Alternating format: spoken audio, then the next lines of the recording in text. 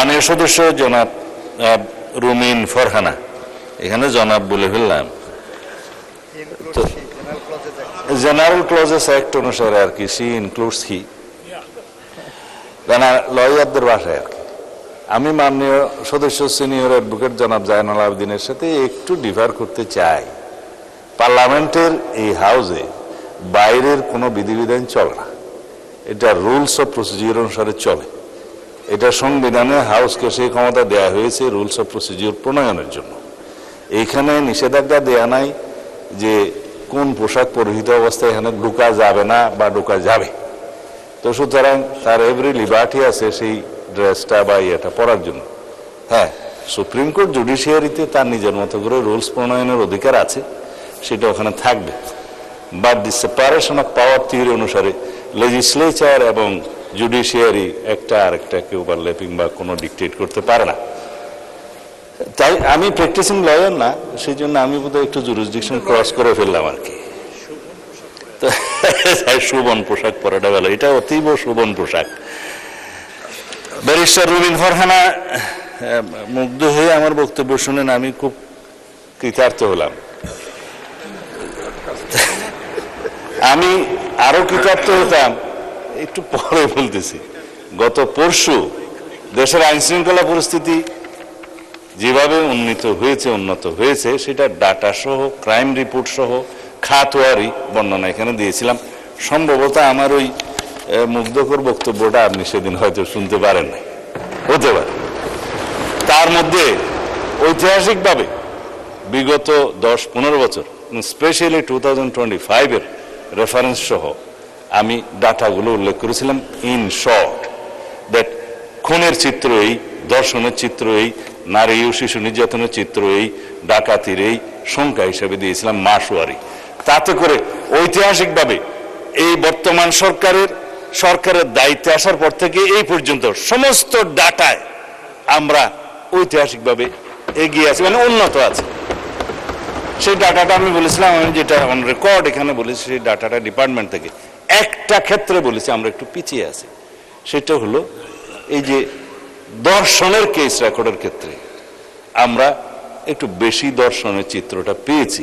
তার একটা কারণ আছে, আগে ধর্ষিতারা রেকর্ড করতে যেত না থানায়, বা পারতো না, সামাজিক বা রাজনৈতিক বিভিন্ন হস্তক্ষেপের কারণে। এখন থানায় গেলেই অথবা অনলাইনে তারা জিডি সহ অন্যান্য কিছু দায়ের করতে পারে, এফআইআর দাখিল করতে পারে। এখানে কোনো ইন্টারফিয়ারেন্স নাই, যার কারণে নাম্বারটা একটু ইনক্রিজ হয়েছে।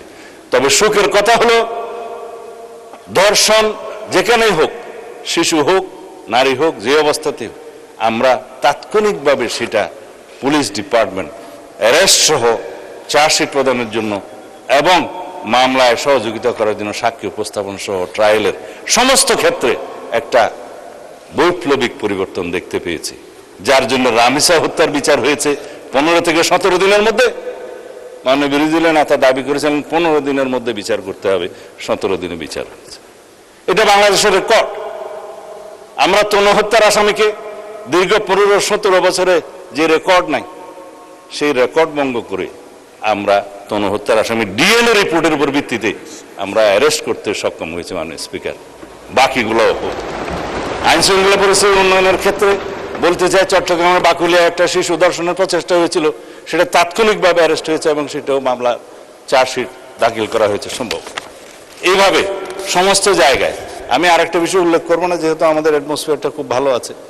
দলমত নির্বিশেষে দলীয় পরিচয়ের ভিত্তিতে এখানে কোনো পুলিশ কোনো অ্যারেস্ট গ্রেপ্তার করা হয় না, করছে না।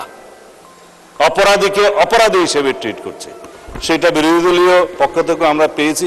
যদি তাদেরও কোনো নেতা কর্মী বিভিন্ন অপরাধে জড়িত হয়, তারা সাথে সাথে ডিসিপ্লিনারি অ্যাকশন নিচ্ছে, সেটা অ্যাপ্রিসিয়েট করি, ধন্যবাদ। আমরাও সেই একইভাবে আইন শৃঙ্খলা পরিস্থিতির উন্নয়নের জন্য কোনো রাজনৈতিক পরিচয়কে আমরা কখনো প্রাধান্য দেব না। সুতরাং এই একটা ক্ষেত্র ব্যতীত বাকি সমস্ত ক্ষেত্রে আমরা বৈপ্লবিক পরিবর্তন না আনলেও দৃশ্যমান পরিবর্তন আনতে সক্ষম হয়েছে। মাননীয় স্পিকার, আইন শৃঙ্খলা পরিস্থিতি উন্নয়নের জন্য যেটা আমরা 2টা আইন এনেছি, যেটা মাদকের ভয়াল থাবা থেকে আমাদের এই জাতিকে রক্ষা করতে হবে, জুয়ার ও প্রতিরোধ গতি থেকে এই জাতিকে থামাতে হবে, আমাদের যুব সমাজকে রক্ষা করতে হবে। সেই জন্য আমরা মাদকদ্রব্য নিয়ন্ত্রণ অধিদপ্তরকে একটা স্বয়ং সম্পূর্ণ ডিপার্টমেন্ট হিসেবে আমরা পরিচালনা করার সিদ্ধান্ত নিয়েছি।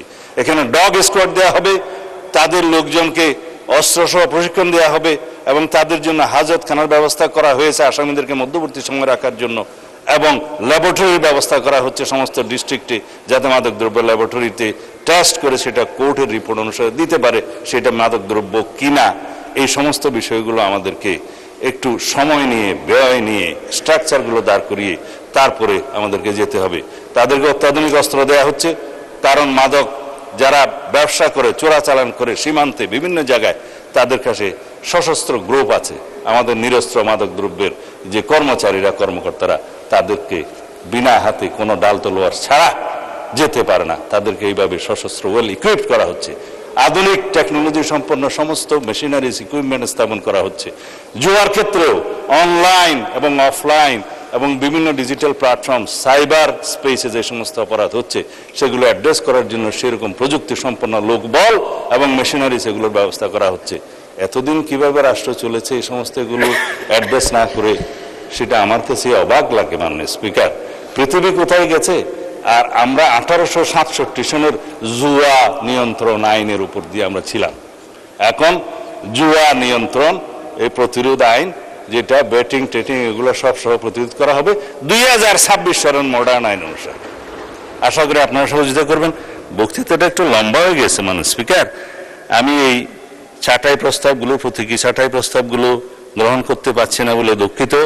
মাননীয় স্পিকার, আমাদের উত্থাপিত দাবি অনুসারে দাবি নম্বর 20 আপনি দয়া করে মঞ্জুর করবেন। মাননীয় সংসদ সদস্যদের সহযোগিতা কামনা করছি। ধন্যবাদ।